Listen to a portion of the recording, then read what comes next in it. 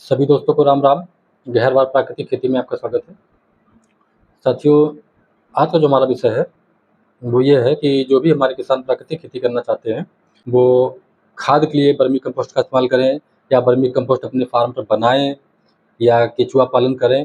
ये मतलब उनके लिए सही रहेगा या नहीं रहेगा, और ये उनके किसान साथियों करना चाहिए या नहीं करना चाहिए। क्योंकि कई लोग इस विषय पर चिंतित हैं कि हम प्राकृतिक खेती करें तो उसमें फिर हम खाद जो है कि कहाँ से डालेंगे, क्या हमारा उत्पादन घटेगा या बढ़ेगा, और ये तुम्हारा ये जो है कि ये वर्मी कंपोस्ट है ये हम खरीद के लाएंगे, महंगा पड़ेगा, बनाएं क्या करें, तो इसे समझना है।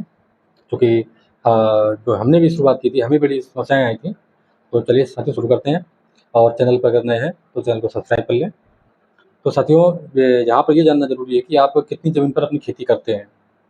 अगर आप बहुत थोड़ी ज़मीन है तो अपने आप वर्मी कंपोस्ट जो है वो आप बनाएं और सेल के लिए अपना काम करें, बाकी खेती आप ना के बराबर करें। अगर मान के चलते हैं कि आपके पास 1-2 बीघे ज़मीन है तो उसमें आप 1 बीघे में या 10 बीघे में, आधे बीघे में आप अपना वर्मी कंपोस्ट का काम करें, थोड़ा बहुत अपना वैसा काम करें। क्योंकि वर्मी कंपोस्ट का साथ में एक ऐसा काम है जो कि आपको पूरा समय देना होगा उसमें।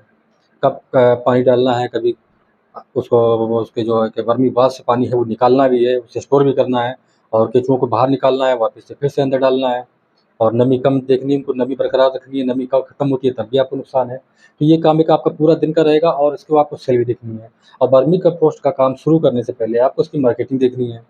तो अब हम अगर अपनी तरफ से आपको बताएं तो ये साथियों सबके लिए काम अच्छा नहीं है, क्योंकि इसकी सेलिंग है जो बड़ी कठिन है, और इतने महंगे रेट पर नहीं बिकती, काम इससे बहुत ज़्यादा होता है।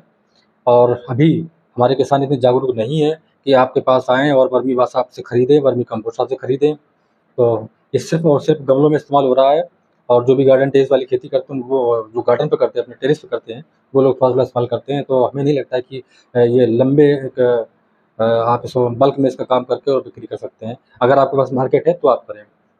अब बात करते हैं जो भी हमारे प्राकृतिक किसान हैं, वो खेती करते हैं तो वो अपना ये जो खाद की पूर्ति कैसे करेंगे वो? साथियों, अगर आपके पास पशुपालन है, आपके पास अगर 1-2 गाय भैंस हैं, तो सबसे अच्छा तरीका है, आपको कोई मेहनत नहीं करनी है। और आपको हम ये भी नहीं बता रहे हैं कि आप एक रोज़ गोबर को बनाएँ और डालें, ये भी नहीं करना। बहुत ही सादा काम है, जहाँ पर अपना आप ये गाय भैंस का जो गोबर है इकट्ठा करते हैं, बस इतना ध्यान रखना है कि वहाँ पर जो भी जहाँ पर भी गोबर डाल रहे हैं, कोशिश करें कि वहाँ पर छाँव होनी चाहिए। और जो भी आप ढेरी लगा रहे हैं गोबर की, उसकी हाइट वो 2.5 से 3 फीट से ऊपर नहीं होनी चाहिए। और उसको आप लगभग आपके पशु पर निर्भर करता है। मान के चलते हैं कि आपने 10 फुट चौड़ाई ली है लगभग, और 25-20 फुट 25 फुट आपने लंबाई कर दी, जितनी आपके पास जगह है। और चौड़ाई लंबाई घट बढ़ भी सकती है, ये कोई मायने नहीं है कि आप इतनी करनी है। हाइट ज़रूर मायने रखती है, 2 से 2.5 फुट से ऊपर ना करें। 2 कर दें तो बहुत अच्छी है। और ये आपको एक पूरी लाइन लगा देनी है, पूरी। अब जैसे ही आपकी लाइन पूरी लग जाती है, और उसको आप फिर वहाँ से गोबर डालना बंद कर दें उसमें, नई जगह फिर उसी लाइन दूसरी लाइन में डालने लगे, और इस वाले जो आपने ढेरी तैयार की है, इसको आच्छादन कर दें आप किसी भी तरीके से। जैसे अभी हमने अभी किया है अपना, तो हमने क्या किया है साथियों, अब जो भी हमारी ढेरी थी उस पर हमने जो अपने मक्का के छिलके होते हैं, उनको छिलके को डाल दिया है। कभी-कभी ऐसा होता है कि आपकी जो बाजरे की बाजरी आती है, ये डाल दें ऊपर से। पत्ते अगर आपके पास बाग है तो पत्ते हैं तो पत्ते ढक दें ऊपर से। उसको ढक दें, जहाँ पर आपने गोबर डालना बंद कर दिया है, और दूसरी जगह डालने लगे। अब अगर आपके पास पशु ज़्यादा हैं तो आपको 1 साल में कम से कम 4 से 5 बन जाएँगे आप, 1.5 से 2 महीने का गोबर। अगर और ज़्यादा है तो 1 ही महीने में आपका एक पूरा क्यारी बन जाती है, और उसको ढक दें आप। तो ये आपके पशु पर निर्भर करता है कि कितने आप पशु रखे हैं, तो 2 भी ढेर बन सकते हैं आपके, 3 बन सकते हैं, 4 भी बन सकते हैं।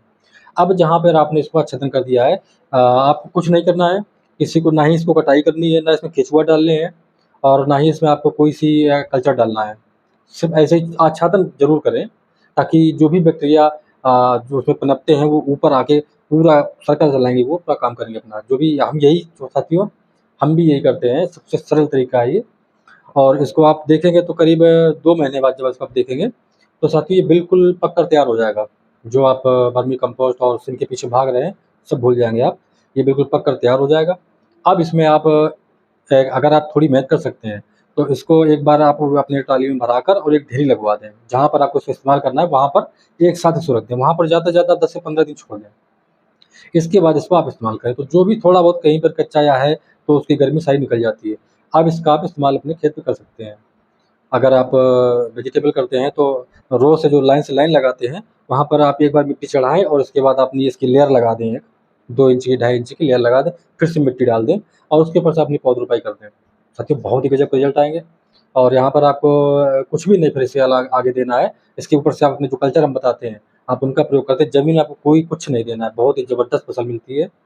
और ये सबसे अच्छा तरीका है साथियों किसानों के लिए, क्योंकि हम नहीं चाहते हैं कि किसान किसी कंपनी के चक्कर में आएँ और या वो ब कहाँ कहीं से केचुआ लेके आएँ, फिर नीचे टीन शेड बिछाएँ और ये बिछाएँ, वो बिछाएँ या पॉली बैग लेके आएँ, ये सब किसानों का कोई काम नहीं है। क्योंकि प्राकृतिक खेती एक ऐसी खेती है जहाँ पर आपका खर्चा कम से कम तो ज़ीरो, लगभग ज़ीरो होना चाहिए, ज़ीरो कह नहीं सकते हैं, पर लगभग ज़ीरो होना चाहिए। और आपकी जो इनकम है, वो अच्छी होनी चाहिए बल्कि और डबल होनी चाहिए। क्योंकि आप देखते हैं कि हम आपको बताते हैं कि 1 बीघे से 2 बीघे की जो फसल निकालते हैं, उसका सिर्फ़ एक रीज़न यही है, अपना खर्चा भी कम करें आप और जो आपकी एक इनकम है, वो आपकी बढ़ेगी। जैसे हमने अभी आपको वीडियो दी, हमारे लिंक में दे देंगे आपको वीडियो, जहाँ पर हमने बताया कि आपको 1 बीघे से आप 2 बीघे की आमदनी ले सकते हैं। तो वो एक ये प्राकृतिक खेती में संभव है। तो आप ये जो आपका गोबर की, अभी आप गोबर बात कर रहे थे, जो आपकी गोबर की खाद आपने तैयार की है, इस विधि से जो आप करेंगे, तो यहाँ पर आपको अलग से कोई काम नहीं करना, गोबर आप वैसे ही फेंकते हैं बाहर और ऐसे ही फेंकना है आपको बाहर। और आपको ये एक बहुत ही मतलब एक बढ़िया तरीके से साथियों यहाँ पर आप यकीन मानिए, जो भी हम खाद तैयार करवा रहे हैं आपसे, इसके इतने शानदार परिणाम आए हैं। हम यहाँ पर टमाटर भी लगा चुके हैं, बैंगन भी लगा चुके हैं, मिर्च भी लगा चुके हैं। गन्ने में हमने इसमें एक बार इस्तेमाल किया है, लगभग 1 रिंग में, आप देखते होंगे वीडियो हमारी, 1 रिंग में हम करीब 5 से 7 किलो डालते हैं। और साथियों अभी तक हम जिसमें ये इस्तेमाल किया हमने, लगभग 5-7 साल हो चुके हैं हमको हैं, और अभी तक हमारे गन्ने का जो वज़न है 2.5 किलो, 3 किलो, साढ़े 3 किलो तक जा रहा है। अभी मैं आपको अभी भी आप पीछे हमारे वीडियो देखे होंगे, तो वहाँ पर आप देखें गन्ने की हाइट बहुत शानदार है, 12-13 फुट का गन्ना हो चुका है और सिर्फ़ एक यही हम डालते हैं, कुछ भी नहीं डालना होता है। इसके बाद अपना अगर चाहें तो कल्चर चला सकते हैं। तो आप वर्मी कंपोस्ट के चक्कर में, अगर आप किसान अपने खेत से पैदा करना चाहते हैं, तो इस चक्कर में ना पड़ें। अगर आपके पास सिर्फ़ 1-2 बीघे ज़मीन है, तो साथियों 1-2 बीघे वाले के लिए अगर उसके पास मार्केट है, तो उसके लिए साथियों काम बहुत अच्छा है, क्योंकि उसे पूरे दिन का काम मिलेगा और अगर सेल है, तो उसको एक अच्छी इनकम हो सकती है। क्योंकि हर जगह के रेट अलग-अलग हैं, ₹7, ₹8, ₹6, ₹10, आप जैसे सेल कर सकते हैं, आपको मार्केट देखनी है, कहाँ पे आपको बेचना है इसको, तो फिर आपको फ़ायदा है। और जो विधि हम लोग अपनाते हैं साथियों, तो वहाँ पर हम ये बाहर ये जो केंचुए हैं, ये बाहर के अपने देश के नहीं हैं, और जो हम लोग इस्तेमाल करते हैं, तो अपने जो हमारे जो देसी केंचुए हैं साथियों, हमारे खेतों में पर्याप्त मात्रा में है।